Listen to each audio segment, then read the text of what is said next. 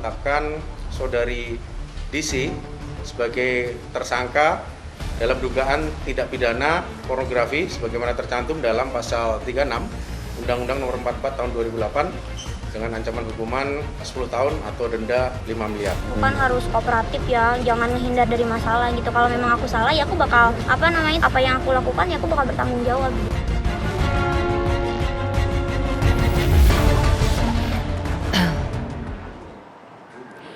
Selamat malam pemirsa, Anda menyaksikan Dua Sisi. Pemirsa, aksi DJ Dinar Candy yang menggunakan bikini di pinggir jalan untuk mengungkapkan kekecewaannya, kerisauannya, mengungkapkan suaranya terhadap kebijakan pemerintah terkait PPKM sempat membuat heboh di tengah masyarakat. Ada yang meradang dan ada juga yang secara terbuka memberikan dukungan. Memang hak untuk berpendapat, berekspresi ini untuk setiap individu dilindungi oleh undang-undang. Namun dalam berekspresi, dalam berpendapat, haruskah melanggar etika dan norma-norma yang ada? Ini yang akan menjadi pembahasan kami di Dua Sisi malam hari ini bersama saya, Dwi Anggia.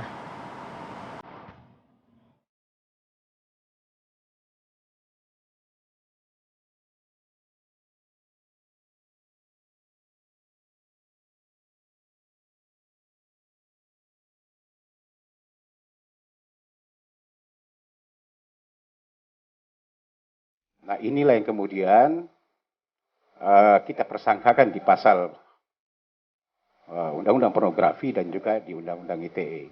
Bukan harus kooperatif ya, jangan menghindar dari masalah gitu. Kalau memang aku salah ya aku bakal apa yang aku lakukan ya aku bakal bertanggung jawab. Ya ditanyain gimana keadaan kamu, masih stres atau gimana kayak gitu. Nanti pasti dijadwalkan buat ke psikiater.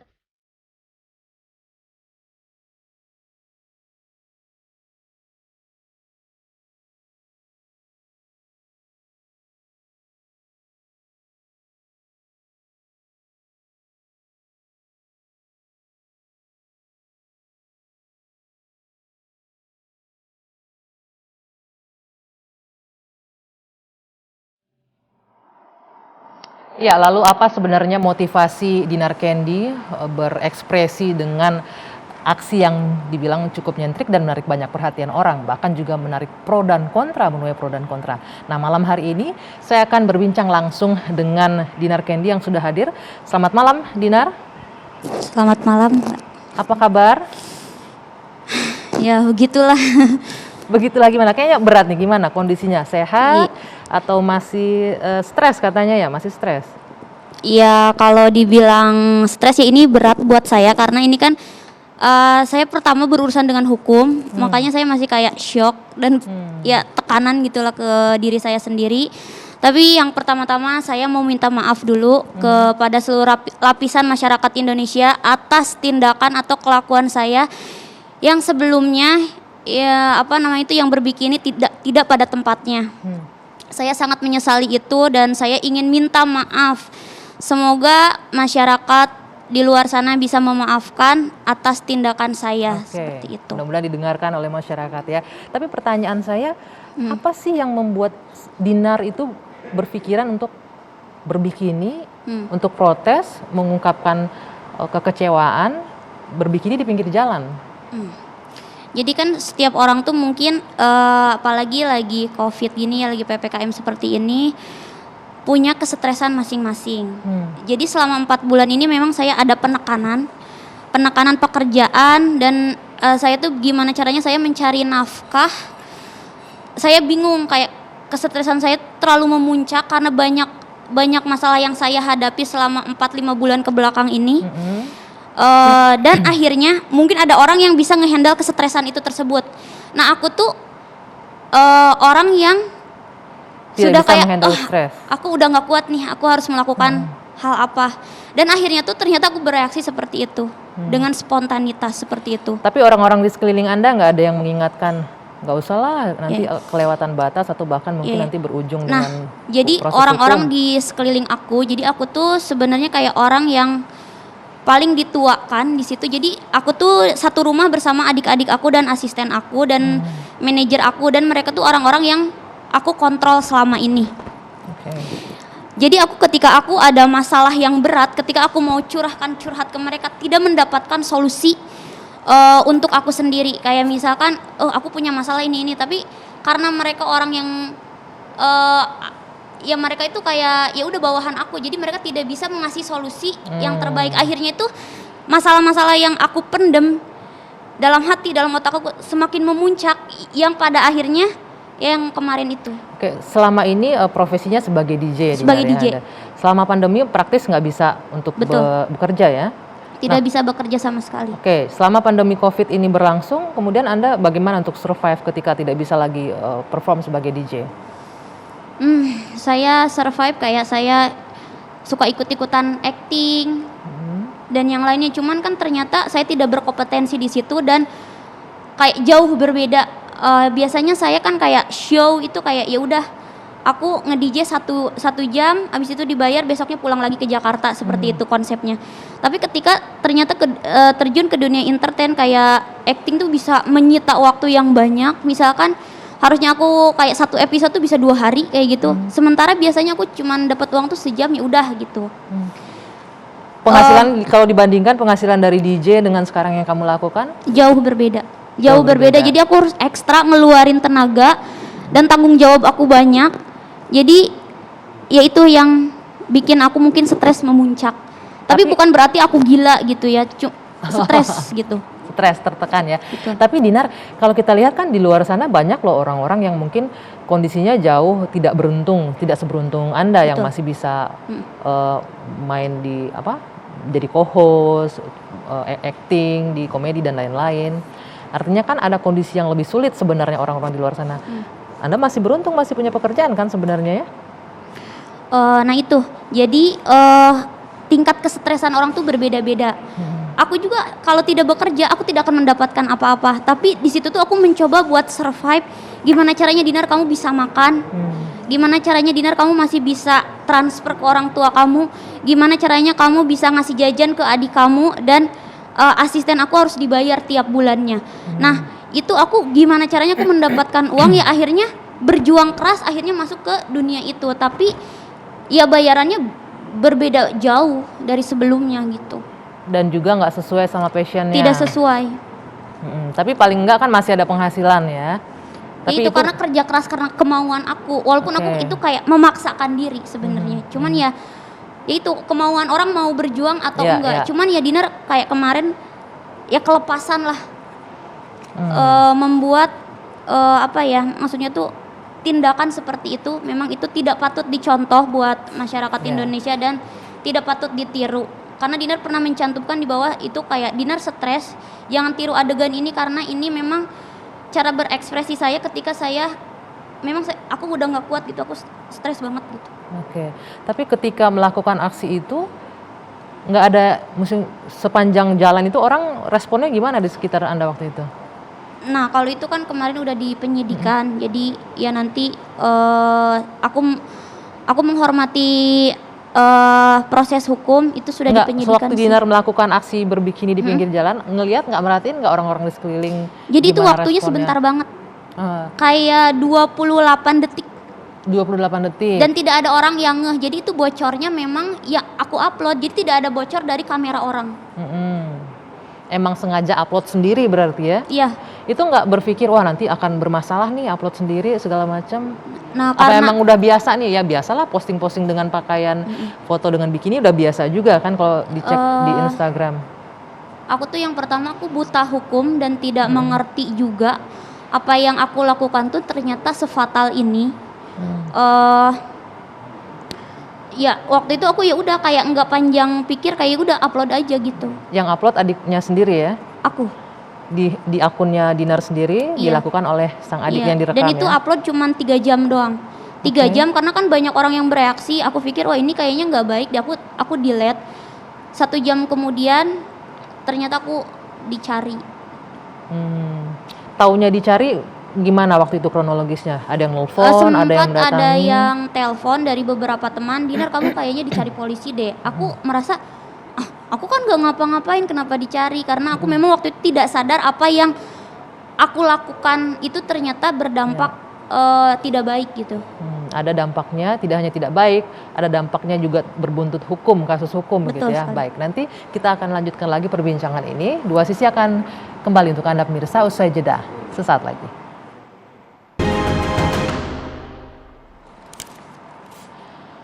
Ya, Anda kembali menyaksikan Dua Sisi pemirsa. Saya ingin lanjutkan sedikit ke Dinar sebelum nanti kita akan juga mengundang kuasa hukum dari Dinar Kendi, Mas Fahmi Bahmit, yang nanti akan bergabung secara virtual ya.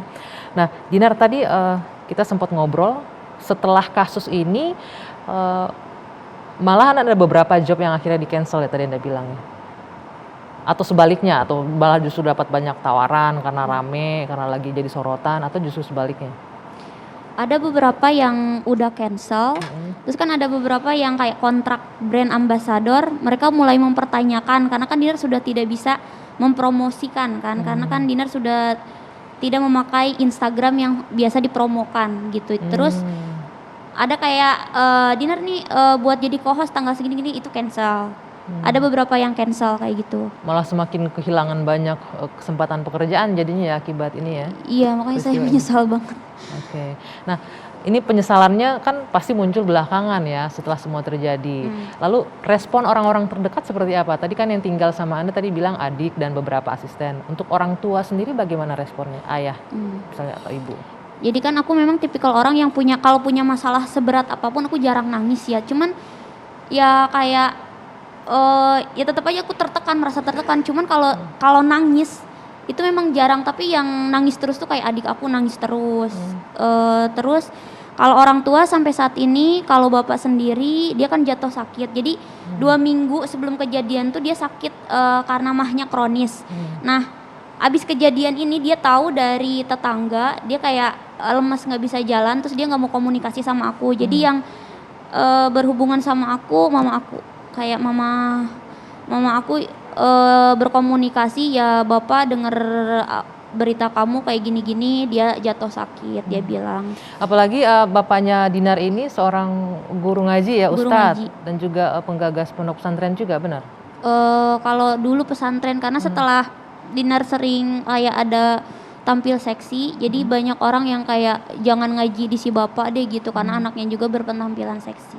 Itu Anda sendiri nggak berpikiran akhirnya jadi refleksi diri gitu Kak, dengan orang tua statusnya seperti itu, ketika bertindak, walaupun ini ada yang ingin disampaikan kan, protes, ingin bersuara, tapi dengan cara seperti itu sebelumnya nggak sempat terfikirkan akan berdampak, minimal akan nyakitin orang tua saya atau tidak gitu. Nah, aku tuh itu salahnya aku tuh tipikal orang yang tidak berpikir panjang gitu. Makanya ya aku berharap suatu saat nanti ada orang yang bisa mengkontrol aku. Emosi aku tuh up and down, dan aku tuh kadang-kadang kayak nggak mau denger kayak misalkan dikasih tahu kayak terserah aku aja kayak gitu-gitu. Mungkin kedepannya karena kejadian ini pembelajaran besar buat aku, terus ini pembelajaran yang sangat mahal buat aku. Jadi mungkin kedepannya aku dalam bertindak ataupun apapun itu aku mungkin lebih menyaring lagi kedepannya seperti itu. Oke, sekarang kita juga terhubung dengan Mas Fahmi Bahmit, ini kuasa hukum dari Dinar Kendi. Selamat malam Mas Fahmi.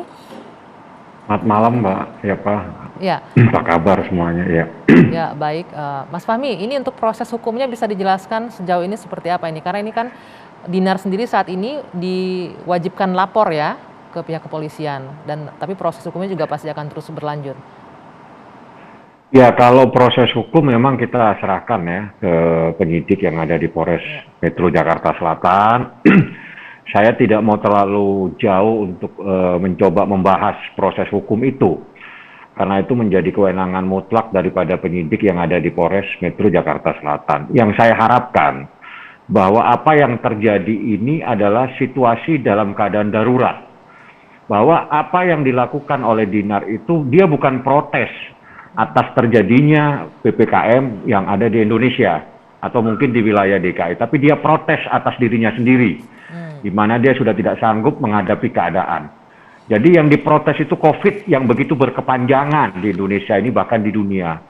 Jadi ini dalam keadaan darurat. COVID ini adalah situasi darurat. Yang saya harapkan dengan keadaan darurat seperti ini bisa menjadikan dasar pada penyidik untuk tidak memproses lebih lanjut masalah ini. Itu yang saya harapkan. Oke. Jadi kita berharap ada situasi darurat Situasi darurat itu adalah wabah COVID ini.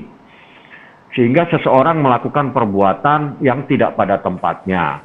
Dengan harapan itu bisa dijadikan dasar untuk tidak memproses lebih lanjut masalah ini. Itu yang saya harapkan. Oke, itu harapannya ya. Tapi kalau harapannya seperti itu nanti bisa-bisa semua orang ketika sudah melakukan kesalahan atau tindakan berharap seperti itu dengan alasan pandemi ntar, Mas Fahmi. Beda, jadi situasinya beda. Kalau memang itu menjadi perbuatan pidana yang mutlak, itu beda lagi.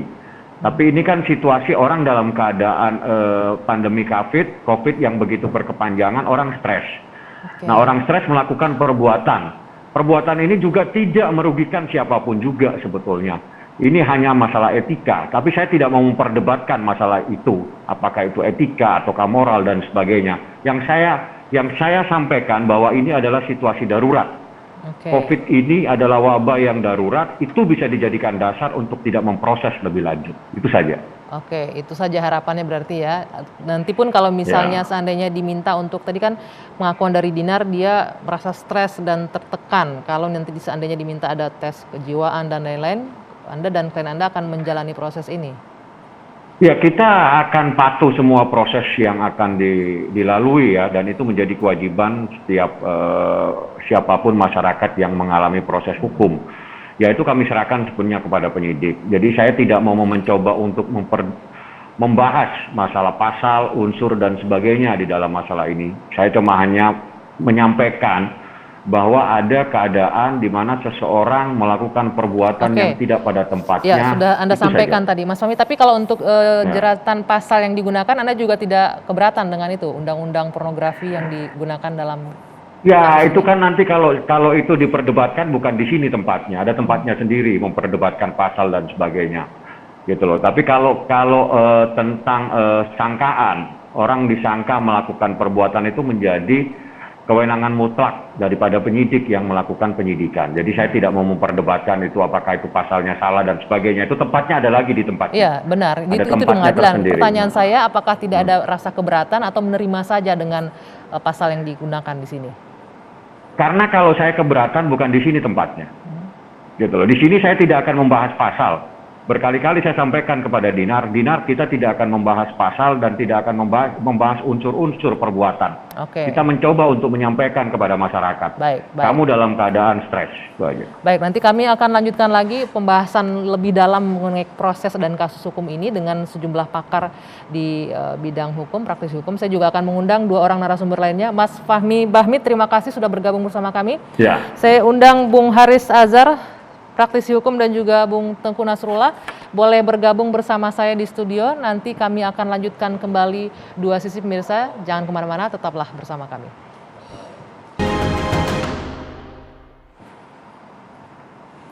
Saya lanjutkan kembali 2 sisi pemirsa dengan 2 orang narsum lainnya yang sudah bergabung di sini. Selamat malam, Bung Nasrullah. Selamat malam. Apa kabar? Digunakan mic-nya boleh? Ya. Sehat ya? Malam, Anggi. Alhamdulillah baik. Dan di sebelah sana ada Bung Haris Azhar. Selamat malam. Malam, karena nanti ini juga naik di YouTube karena orang nontonnya pagi juga, jadi selamat malam, pagi, siang, sore. Oke, bakal diputar. Ini visioner sekali nih ya. Oke, sebelum ke Bung Haris, saya mau ke Bang Nasrullah dulu. Tadi kan saya sudah sempat berbincang dengan Dinar juga, mungkin Bapak-Bapak juga mengikuti tadi ya, dengan kuasa hukum Dinar juga. Tadi yang sempat saya garis bawahi, tadi pernyataan Mas Fahmi adalah berharap, ini kuasa hukum dan kliennya berharap agar kasus ini tidak diproses karena dengan Dinar ini stres karena situasi pandemi. Bisa nggak dalam hukum kita dengan alasan-alasan seperti ini nggak diproses kasusnya? Gini, saya mohon izin saya buka ya. Oke. Nanti saya pasang kembali. Begini, pertama saya menjawab dulu dari sisi hukum apa yang ingin kita bangun, masyarakat apa yang ingin kita bangun ke depan. Apakah sebuah masyarakat kita ingin ke depan ada masyarakat rakyat kita tidak bisa dihukum perbuatannya kalau misalnya pakai bikini seperti itu di depan publik. Kalau kita ingin membangun sebuah masyarakat seperti itu ke depan, seharusnya apa yang dilakukan oleh siapa namanya Dinar ya, nggak bisa dihukum. Karena dia seperti kata lawyernya tadi, ya tidak ada publik, tidak ada pihak yang dirugikan. Nah sekarang mau dibangun politik hukum yang bagaimana? masyarakat apa yang kita ingin bangun, dan kemudian hukum merumuskan sesuatu yang sesuai dengan arah perkembangan masyarakat. Nah, apakah masyarakat kita sudah sampai ke titik bahwa orang dengan berpakaian seperti itu di depan publik? Karena ini kalau saya rujuk kepada catatan yang saya ada peroleh di itu, bahwa ini di trotoar pinggir jalan Lebak Bulus Raya tempatnya. Di trotoar pinggir jalan Lebak Bulus Raya, depan umum bukan itu. Jelas depan umum. Berpakaian, maaf ya, saya coba minta teman-teman tolong dikirim pakaiannya bagaimana sih? Udah pernah lihat? Berbikini ya. Ya, apakah dengan berpakaian seperti itu di depan umum hukum tidak bisa menjerat? Oke. Kemudian atau masyarakat kita sudah berubah arahnya, ya nggak apa-apa. Bagaimana next step kalau orang jalan-jalan di depan umum seperti itu? Nah, kemudian saya melihat hukum kita tidak membolehkan hal itu. Begitu kita merujuk kepada peraturan perundang-undangan. Nah, kemudian terkait yang ditanyakan Anggi tadi, yang disampaikan oleh kuasa hukumnya, saya ingin mengatakan begini. Saya juga tidak berharap apa yang dilakukan oleh Dinar ini harus diproses hukum. Tidak, saya tidak punya kepentingan apapun. Saya tidak ada permusuhan apapun. Mungkin baru tahu hari ini yang mana orangnya Dinar, baru saya lihat seperti sekarang. Tapi saya ingin menjawab gini. Pandemik ini memang banyak stres, banyak membuat orang, kadang-kadang saya sendiri kalau ketika berbicara seperti ini, mengajar, pakai masker, hilang konsentrasi saya. Ya, bisa sesak saya nafas. Nah, tapi pertanyaannya adalah apakah orang ketika stres seperti ini, mungkin nanti saya dengan Bung Azhar ini bisa berbeda pendapat. Ini kan kondisi pandemik, kesal saya lempar mic ini ke muka dia. Perbuatan pidana. Apakah hal yang seperti itu menjadi hilang pidana ya? Dengan alasan stres Tidak. karena pandemi? Saya mencuri. Karena ini lapar. Nggak ada kerjaan karena Nggak ada pandemi. kerjaan, mencuri untuk membiayai hidup. Masih ada sedikit toleransi mungkin di titik itu. Tapi kalau misalnya stres dengan maaf ya, saya nggak mau bertelanjang, menyebutkan kata telanjang nanti, karena itu akan terjadi debat tebal nanti istilah itu. Berbikini di depan publik untuk menyampaikan sebuah aspirasi. Aspirasi itu kan bisa disampaikan dengan cara tidak tampil berbikini. Boleh saya persingkat nggak, artinya jeratan pasal dari Undang-Undang Nomor 44 tahun 2008 tentang pornografi ini sudah tepat ya untuk menjerat? Hukumnya masuk. Secara hukumnya masuk. Boleh tahan di sana dulu, nah, Bang, apakah ini hukum ini akan bergerak apa tidak? Nah, itu tergantung politik hukum yang ingin dibangun. Bung Haris Azhar, bagaimana pendapat Anda? Tadi dibilang jeratan undang-undang pornografi hukumnya masuk, diproses atau tidak itu kan urusan penyidik nanti ya. Dan proses hukumnya juga tidak bisa lepas saja dengan alasan pandemi dan juga karena stres karena pandemi. Kalau Anda melihatnya seperti apa? Saya ada beberapa hal dulu ya, sebagai preposisi untuk saya nanti ambil kesimpulan. Satu, cerita-cerita soal Dinar ya, dengan pengakuannya tadi, saya jadi ingat cerita kisah si miskin dan 2 potong roti misalnya. Dia mencuri, lalu kita dulu kalau di bantuan hukum kan suka diajarin tuh, orang miskin curi 2 potong roti, lalu ketika diadili hakimnya bilang, ini hakimnya hakim bener ya, bilang yang salah bukan si miskin, tetapi si pemilik toko roti yang nggak mau berbagi. Dalam Islam juga ada cerita kalau kamu masak baunya sampai ke tetangga, itu mesti berbagi tuh, kayak kira gitu. Itu satu. Yang kedua,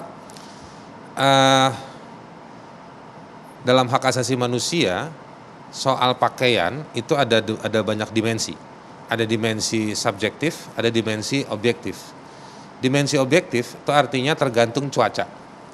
Tergantung cuaca, tergantung juga dengan sesuatu yang di luar sudah jadi kultur, tradisi berpakaian. Lalu juga tergantung dengan ketersediaan bahan. Ketersediaan bahan itu baik dari bahan maupun dari modelnya.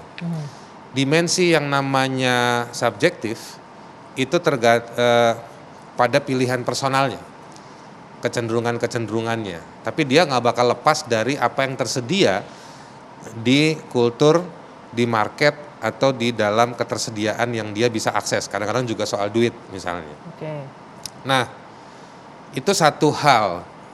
Jadi ada soal keadilan sosialnya, tadi situasinya, yang kita bisa uji dalam kasusnya Dinar. Ada lagi soal bagaimana menerapkan yang alam bawah sadarnya orang ketika berpakaian. Yang ketiga saya mau minjem dari teman-teman para feminis gitu, soal otoritas tubuh. Otoritas tubuh pada perempuan atau sebenarnya laki-laki juga pada setiap manusia.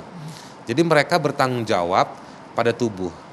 Jadi mereka tahu, misalnya dalam soal pandemi sekarang ini banyak orang ngutip pasal yang ada di Undang-Undang Kesehatan. Setiap orang berhak untuk menentukan apa yang terbaik tindakan untuk medis bagi dirinya. Nah, Terkait vaksin itu ya. Pakaian juga seperti itu.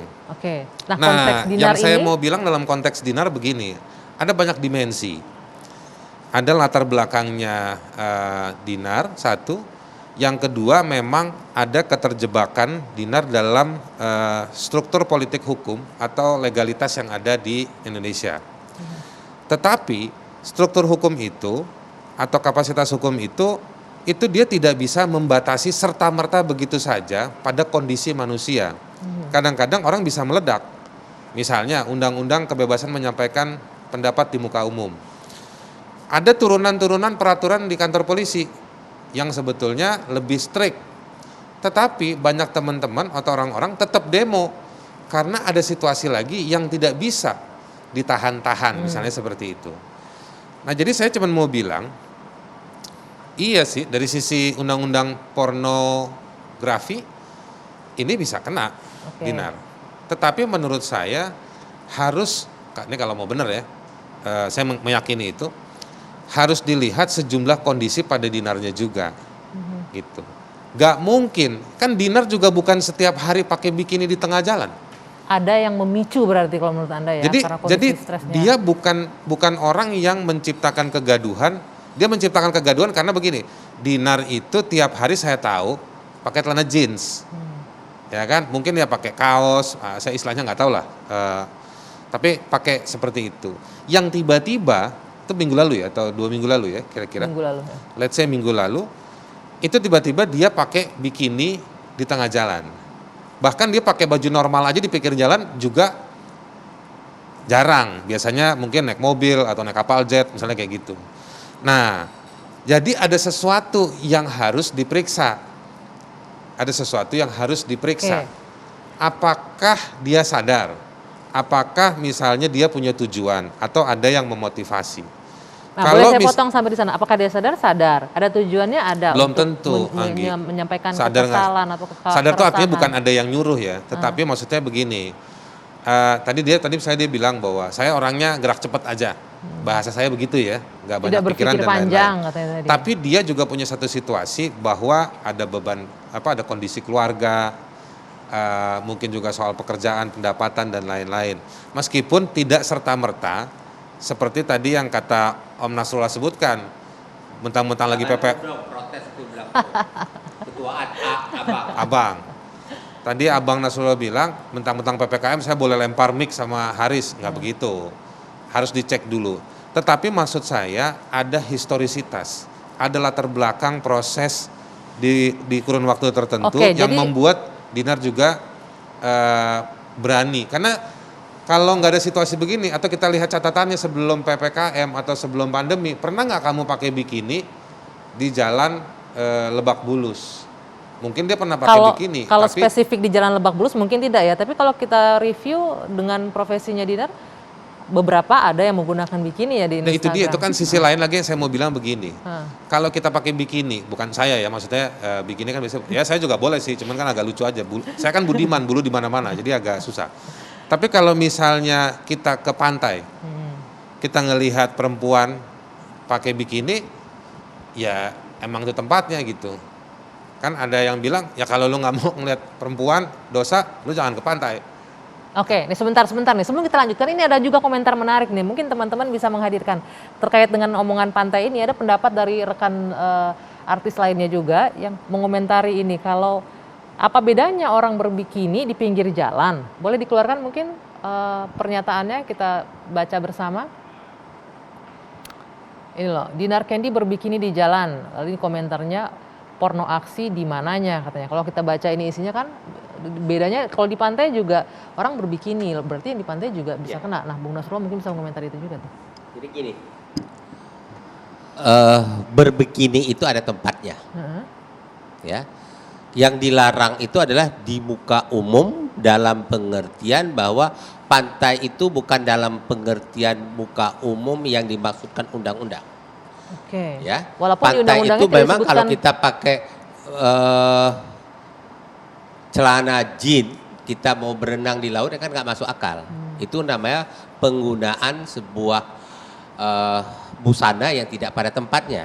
Di pantai, Anda pergi di Bali, maaf ya, di sepanjang pantai itu banyak orang yang berbikini, no problem, nggak ada masalah. Terus tapi juga saya tidak melihat juga di Bali itu orang berjalan di mall, depan mall yang bukan wilayah pantai dengan berbikini seperti yang dilakukan Dinar di jalan Lebak Bulus itu. Jadi semua itu ada pada tempatnya. Jadi kalau Anda melakukan sesuatu yang disampaikan tadi oleh siapa artis yang ada di sana di pantai, ya memang nggak ada masalah secara hukum. Anda pakai baju renang di kolam renang tidak ada masalah secara hukum. Enggak, jadi gini, Bang Sebentar, Nasrullah. boleh nggak nanti kita jeda dulu sejenak? Bisa Usai nggak jeda, dua jedanya- sisi kami bisa nggak lanjutkan. jedanya ntar aja? Jangan ditawar dong. Kita kembali sesaat lagi.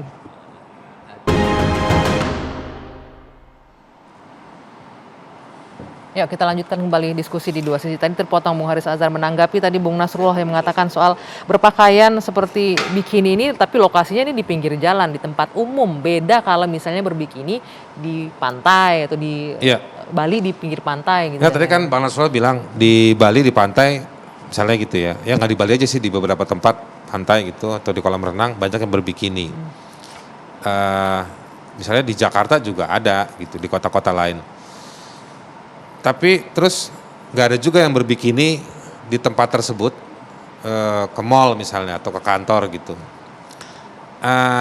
Kalau lihat di daerah-daerah wisata, dia nggak cuma di tempat berenang yang berbikini keluar itu juga.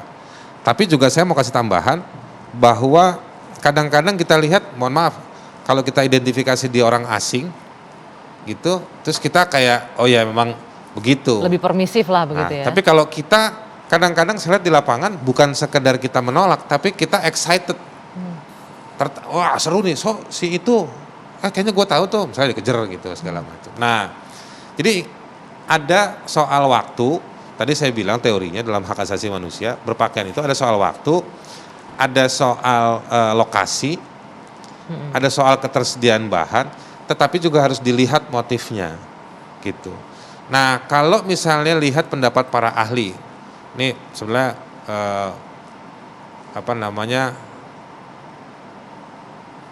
bisa dibongkar lebih jauh. Definisi kesusilaan. Kesusilaan itu misalnya kalau di KUHP di 282, 283 itu memang nggak ada turunan-turunan detailnya. Tetapi mereka bilang para ahli itu ya, Lumintang, Sianuri, itu kalau ahli-ahli hukum pidana ngerti semua lah nama-nama itu. Itu ada satu unsur namanya harus untuk memunculkan birahi. Bahkan ekstrim yang dibilang peristiwa-peristiwa hukum kesusilaan itu persetubuhan, perkosaan kayak gitu-gitu. Ini kan udah menyangkut pasal ya. Kalau kita baca lagi nih Bung Haris, di pasal 36 itu kan jelas di situ tuh. Itu di undang-undang pornografi. Iya, undang-undang pornografi.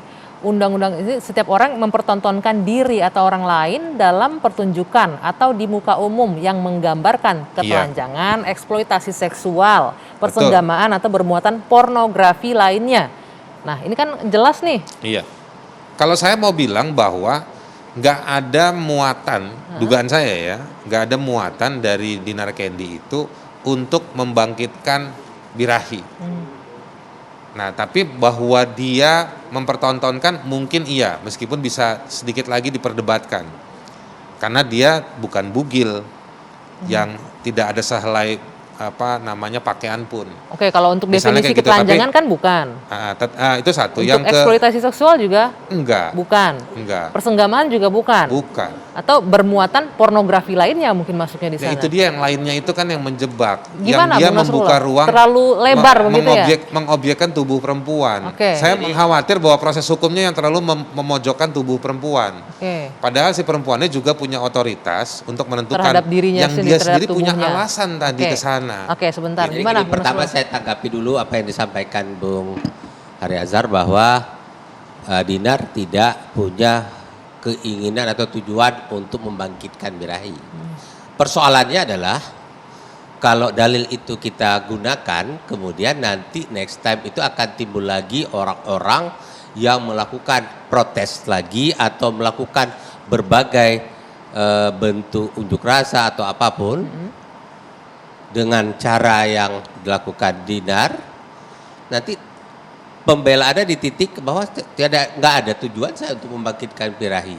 Nah, tapi Iya, Bang. persoalan sebentar dulu, saya selesaikan dulu. Ini kan persoalan di undang-undang pornografi itu menerjemahkan pasal 36 itu harus dikaitkan dengan pasal 10 dan penjelasannya, kemudian pasal 4 dan penjelasannya, sehingga bisa tergambarkan secara utuh hukumnya di situ, bahwa sempurna deliknya ada di situ. Ya Dinar, saya sekali lagi hanya mengulas hukum, tidak punya maksud untuk memojokkan kamu. Ini hukumnya. Ya, apa yang saya sampaikan ini adalah kepentingan masyarakat ke depan, bahwa masyarakat harus menyadari ini kekeliruan.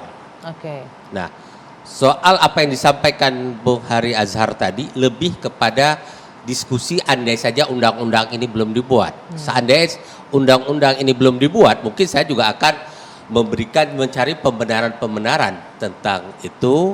Tapi undang-undangnya sudah ada, sudah lahir dan berlaku sekarang. Ini produk Saya hukum paham yang bahwa harus undang-undangnya ditegakkan. Oke. Saya Nah, paham undang-undangnya ada, tetapi undang-undangnya itu juga tidak bisa serta-merta diberlakukan. Meskipun saya ingat betul perdebatan soal undang-undang pornografi ini dalam rangka dalam rangka melengkapi ketidakketatan untuk sejumlah orang dalam soal tafsir soal kesusilaan atau kesopan santunan tadi itu, rasa malu tadi itu. Tapi begini yang saya mau bilang, kenapa saya bilang bahwa harus hati-hati dalam frase yang lain-lain tadi itu. Karena harus dilihat tadi soal begini, coba kita lihat di mana saja biasanya orang berpakaian bikini. Atau dalam kondisi seperti Dinar tadi itu ya. Yang demo ibu-ibu buka baju, nahan traktor ada juga. Menghalang traktor yang mau ngambil tanahnya itu ada. Di tempat-tempat berenang. Terus lihat juga orangnya, apakah Dinar Kendi ini juga tiap hari pakai bikini di pinggir jalan? Atau apakah juga ada orang-orang lain? Jadi maksud saya, kalau mau dibilang bahwa nanti ini bisa memotivasi kalau nggak dihukum, saya pikir nggak tepat. Karena juga itu keputusan berat. Nggak gampang orang itu mau pakai bikini buat perempuan. Saya nggak tahu. Saya nggak tahu. Saya cuma menduga bahwa itu juga buat perempuan nggak segampang itu. Saya kasih contoh yang lebih ekstrim lagi. Baru-baru ini kita dapat berita 2-3 minggu lalu, tim voli pantai Norwegia menolak pakai bikini dalam kejuaraan voli pantai Eropa.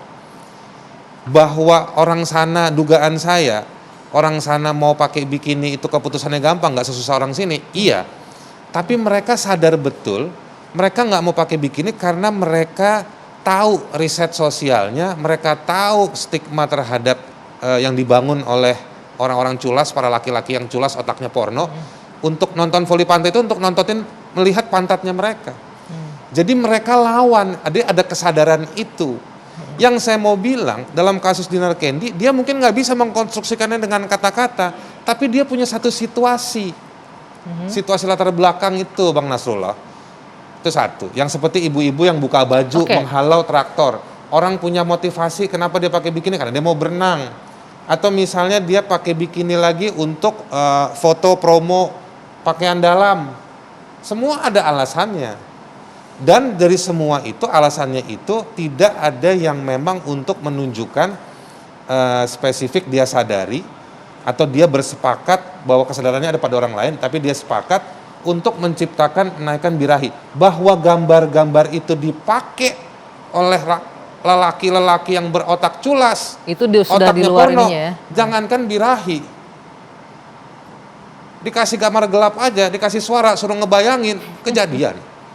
Jadi saya ingin jelaskan gini.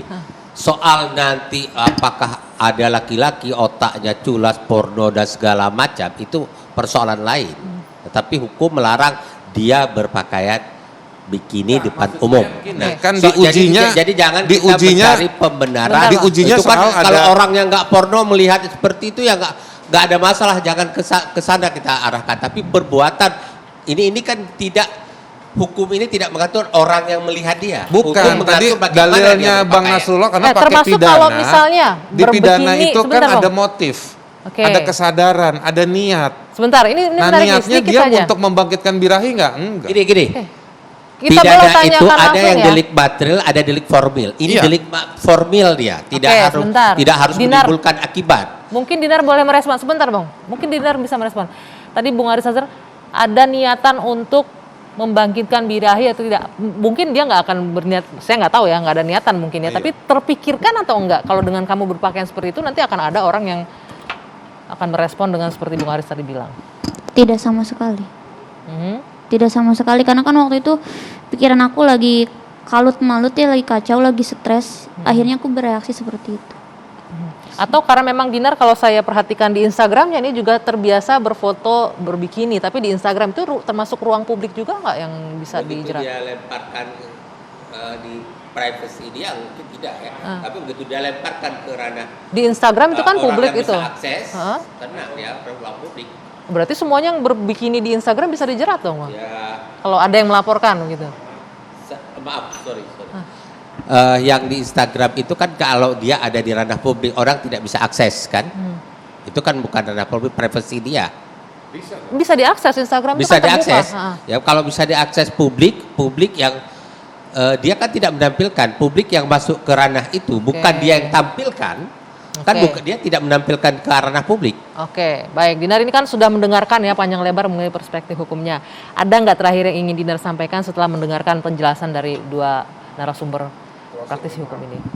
Tapi ini kan permasalahan bukan yang browsing di media sosialnya. Iya, Itu iya. yang Pinggir yang dia jalan. lakukan di pinggir Iya, jalan. di pinggir jalan. Ya, itu konteks lain lagi tadi. Gimana terakhir yang disampaikan Dinar? Pokoknya ya terima kasih buat bapak-bapak yang sudah tadi Dinar dengarkan semuanya. Dinar di sini tidak mencari pembelaan juga. Ya pokoknya apapun yang sudah terjadi mohon tidak ditiru karena itu memang tidak baik. Pokoknya kedepannya semoga saya lebih baik lagi dan saya sangat menyesal atas tindakan atau perilaku saya kemarin seperti itu. Oke, menyesali perbuatannya ya. Baik. Saya yakin masih banyak lagi ini. Sebentar saja, satu yang ingin saya Singkat katakan. boleh, oke? Gini, itu waktu Dinar melakukan di pinggir jalan kan ada yang memfotokan Dinar kan? Video. Videokan. Itu kalau dalam hukum membantu melakukan ini harus ditarik. Itu juga kena juga ya. Paling tidak walaupun ditarik nanti akan ada restoratif justice, silakan. Tetapi hukum harus bisa menjerat yang membantu melakukan Oke, itu. baik. Terima kasih Bapak-bapak. Sayang sekali waktunya sudah habis. Saya yakin ini bisa menjadi input dan masukan berharga dan juga pelajaran berharga buat siapapun dalam bertindak, bertingkah laku dan juga menggunakan sosial media. Yang paling penting harus diingat, memang kebebasan berpendapat adalah hak individu yang dilindungi undang-undang. Namun gunakanlah dengan bijaksana dengan tidak menabrak etika dan norma-norma yang ada. Saya Dwi Anggia, saya akhiri 2 sisi malam ini. Selamat malam, sampai jumpa.